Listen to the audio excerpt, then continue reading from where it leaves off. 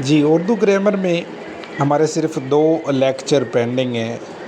ان کے بعد میں آپ لوگوں کو اردو گرامر کے یہ کمپلیٹ نوٹس شیئر کر دوں گا. جن لوگوں کی کچھ کلاسز اسکپ ہو گئی ہیں یا جنہوں نے تھوڑا سا لیٹ جوائن کیا ہے کلاس کو، تو ان کا بھی انشاءاللہ یہ ایریا کور ہو جائے گا. اسم فاعل ایسا اسم جو کسی کام کرنے والے کے لیے استعمال ہو مگر وہ کام کرنے والے شخص کا اصلی نام نہ ہو، اسم فاعل کہلاتا ہے. جیسا کہ کرنے والا اداکار، بھکاری، مزدور. اب اداکار کوئی بھی ہو سکتا ہے، بھکاری کوئی بھی ہو سکتا ہے، اس کا نام تو نہیں ہے. اور مزدور، جیتنے والے کھلاڑی کو انعام ملا. اب کھلاڑی مالی پودوں کو کاٹ چھانٹ کر رہا ہے.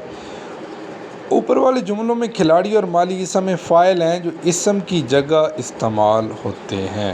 تو یہ اسم فاعل ہیں، اسم کی جگہ استعمال ہوتے ہیں، لیکن ہمیں ان سے کوئی لینا دینا نہیں ہے. ہم فاعل کو دیکھ رہے ہیں. اسم فاعل کی پھر اقسام ہیں، 2 اقسام ہیں، فاعل قیاسی اور فاعل سماعی. اسم فاعل قیاسی کیا ہے؟ صرف مصدر کی نسبت سے بننے والے اسموں کو اسم فاعل قیاسی کہتے ہیں. کھانے والا، پینے والا. اگر مصدر کی تعریف آپ نے پہلے کچھ کلاسز میں ہم نے پڑھی تھی، اگر آپ کو یاد ہے، جس کے آخر پہ نون الف نہ آئے تو کھانا مصدر ہے، لیکن کھانے والا مصدر سے بنا ہے. خود مصدر کسی سے نہیں بنتا، مصدر سے آگے بنتے ہیں. کھانا سے کھانے والا، کھانے والے، کھاتے ہیں، یہ سارے پھر اسی سے بنتے ہیں. پینے والا، پینا ایک مصدر ہے، اس سے بن رہا ہے. دوڑنے والا. ایسے اسما جو کھانا، پینا اور دوڑنا اور پڑھنا سے بنتے ہیں، اسم فاعل قیاسی کہلاتے ہیں. اسم فاعل سماعی کیا ہوتے ہیں؟ ایسے فاعل اور سماعی عام طور پر بے قاعدہ ہوتے ہیں، لیکن ان کا براہ راست تعلق مصدر سے نہیں ہوتا. اہل زبان جس طرح مصدر سے اسم بنا لیں اس طرح استعمال کیا جاتا ہے. مثلا کوئی چیز رکھنے والے کو رکھوالا کہتے ہیں، پوجنے والوں کو پجاری کہتے ہیں، لوٹنے والے کو لٹیرا کہتے ہیں. تو یہ اسم فاعل سماعی ہیں جو ہم سماعی لحاظ سے سنتے ہیں. اس کے بعد فاعل اور اسم فاعل میں فرق کیا ہے؟ فرق دیکھیں. اسم فاعل یا تو مشتق مصدر سے بنا ہوا ہوتا ہے، جیسا سننا سے سننے والا، اس کے ساتھ کوئی فاعلی علامت لگا ہوتی ہے. گاڑی بان میں بان فاعلی علامت کے طور پر استعمال آتا ہے. اس کے برعکس فاعل ہمیشہ جامد اور کسی کام کرنے والے کا نام ہوتا ہے. اسلم نے سنا، اس جملے میں اسلم فاعل ہے، لیکن سنا فعل کی نسبت سے اسلم فاعل کو سننے والا کہا جائے تو یہ اسم فاعل ہوگا. اب اسلم کیا ہے؟ فاعل ہے، اور سننا یا سنا اس کا فعل ہے. فاعل، فعل، مفعول آپ شاید جانتے ہو. تو فاعل کی نسبت سے پھر اسلم کو ہم سننے والا کہہ سکتے ہیں. اسم میں مفعول کیا ہوتا ہے؟ وہ اسم جو کسی ایسے شخص یا ایسی چیز کے لیے استعمال ہو جس پر کوئی فعل واقع ہو چکا ہو. وہ اسم جو کسی مفعول کے بجائے استعمال ہو اسم میں مفعول کہلاتا ہے. اب دیکھیں یہ فعل، فاعل، مفعول ہم پڑھ رہے ہیں، جو انگلش میں آپ زیادہ پڑھتے ہیں تو وہی بس اردو میں لکھے ہوئے ہیں. لکھا ہوا، دیکھا ہوا، سنا ہوا، آزمایا ہوا.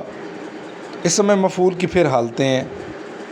اسم مفعول قیاسی، مصدر سے بننے والے اسم مفعول کو اسم مفعول قیاسی کہتے ہیں. لکھنا سے لکھا ہوا، دیکھنا سے دیکھا ہوا، بھاگنا سے بھاگا ہوا. اور اسی طرح پھر اسم مفعول سماعی بھی ہوتا ہے.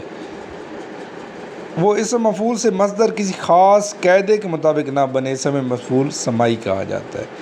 کنوارا، دل جلا، بھگوڑا، بیاتا، یہ ہو گئے اسم مفعول بنانے کے قاعدے.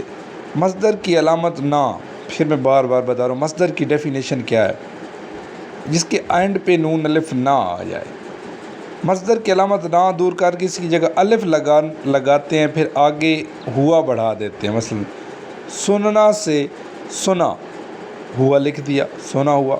بھاگنا سے بھاگا ہوا، لکھنا سے لکھا ہوا، رونا سے روتا ہوا. فارسی کے بہت سے ایسے اسم مفعول اردو میں بھی استعمال ہوتے ہیں، اور فارسی ماضی مطلق کے آخر میں ہے لگانے سے بنتی ہے. یہ گول والی ہے. یہ پھر کچھ اس نے مردہ، شنیدہ، ازمودہ، سوختہ، موختہ، دیدہ، اندوختہ، یہ ساری دی ہیں مثالیں. مفعول کے وزن پر آنے والے عربی کے بہت سے اسم مفعول بھی اردو میں بھی استعمال ہوتے ہیں، مظلوم، مکتوب، مقتول، مخلوق، مسبوط۔ یہ آپ نے یاد نہیں کرنی، بس سمجھنے کی باتیں ہیں۔ مفعول اور اسم میں مفعول میں فرق، اسم فعل کی طرح اسم میں مفعول کو بھی مصدر سے بنتا ہے، اس کے ساتھ کوئی مفعولی علامت لگی ہوتی ہے، لیکن مفعول مصدر سے نہیں بنایا جاتا، عام طور پر یہ کسی شخص یا چیز کا نام ہوتا ہے۔ دوسرے لفظوں میں فعل کی مناسبت سے مفعول کا جو نام دیا جائے وہ اسم میں مفعول کہلاتا ہے۔ ہم نے گانا سنا، اس جملے میں گانا مفعول ہے لیکن سنا فعل کی نسبت سے گانا کو سنا کہا جائے تو اس صورت میں یہ اسم میں مفعول ہوگا، پھر وہی سنا سے سنا ہوا یا سنا ہے بن گیا۔ تو یہ اردو کی گرامر تھوڑی سی پیچیدہ ضرور ہے، مجھے خود بھی بہت مشکل فیل ہوتی ہے اکثر، لیکن انشاءاللہ تھوڑی سی پریکٹس کے بعد، یہ اتنی لینتھ ہی نہیں ہے آپ کہ اس کے ٹوٹل 30-25 پیج ہیں، آپ نے 1-2 بار ان کو بار بار ریوائز کیا، سمجھا، ٹرائی کی تو انشاءاللہ بہتر سمجھ آ جائے گی۔